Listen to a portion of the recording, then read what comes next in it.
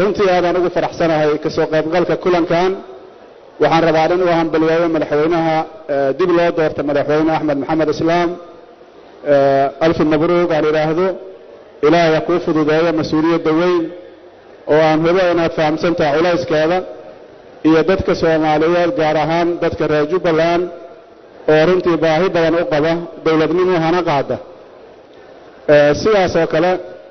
waxaan rabaa dadka reer Jubbaland inaan u hambaliyeeyo horumarka ay sameeyeen dhabar adayga iyo meesha ay soo gaareen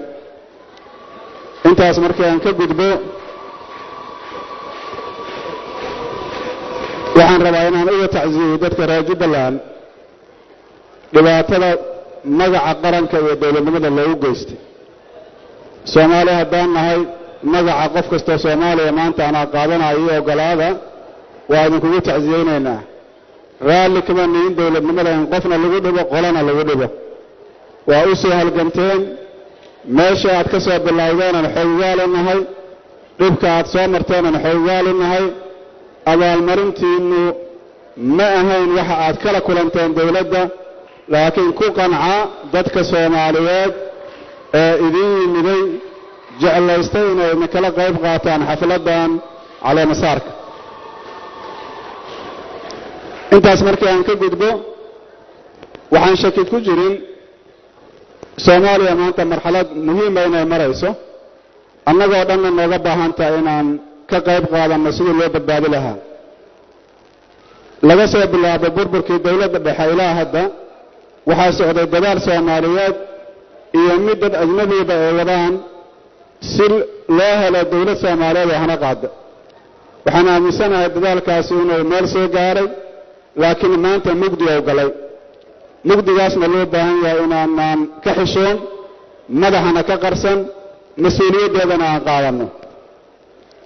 talada marna waxay ku fiican tahay in hoos loo sheego marna waxay ku fiican tahay kor in loo sheego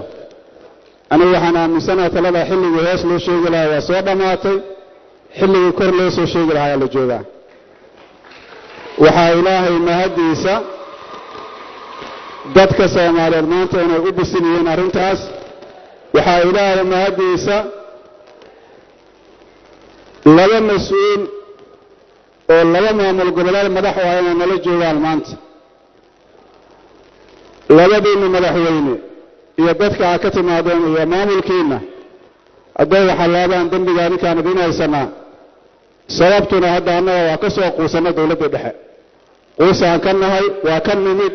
rajo xataa noogama jirto mas'uuliyadda qaata ummadda Soomaaliyeed isugu yeera annaguna diyaarana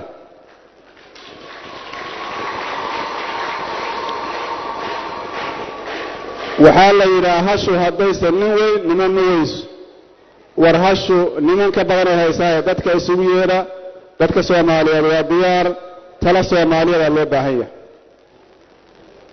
maamul goboleedyada haray waxaan ognahay waxa socda inaysan ku faraxsanayn waxaan ognahay galmudug sida faraha loogula jiro waxaan ognahay labada kalena dhibaatada ka jirta maanta mas'uuliyadda adinka ilaahay idin saaray adinka xilhaysiin waxaan rabnaa inaan hoos fiirino kor aan fiirino ummadda Soomaaliyeed maanta waxay baahi badan u qabtaa midnimo waxay baahi badan u qabtaa wixii ay qorteen inay dhaqan galaan dastuurkaas ku meelgaarka ah noo qoran waa naga badan yahay waa nagu filan yahay wixii aan ku qoraanan cadayna waa ka wada hadli karnaa waxaan rabnaa mudnaanta koobaad in la siiyo dastuurka ilaalintiisa waxaan rabnaa xuquuqda iyo xurriyaadka dadka Soomaaliyeed inay muqaddas noqdaan ma rabno awoodda dawladnimada in lagu takrifalo dadka Soomaaliyeed meesha dawladnimada ay ka bilaabatana waa halkaas waxaan aaminsanahay qof Soomaaliyeed oo wax garada oo maanta waxa socda ku faraxsan inuu san jirin khalawaad waa dhacayaan laakiin khalawaadku waa kala weyn yihiin qof kasta Soomaaliya wax garada oo ka qayb qaato annagoo wada naqaano 2020 meeshaan u soconay inuu sanadkan dhamaadaan rabnaa waana wax la gaari karo haddii ilaahay ragaas saaxiibadeena hidaayo u keeno oo dariiqa ku soo laabtaan مديدننا وأقولنا لكن وحنا من سنة إنه سنهين الله فدي إنه فيلنا نصامرتي قدومي بارلمانك جواري هرتنا لوجي ده أنا والله هلاينا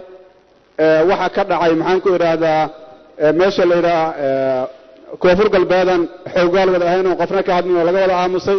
intaas waxaan leeyahay waxuna socdaano waxa Jubbaland ka dhacayaan xoogaal u nahay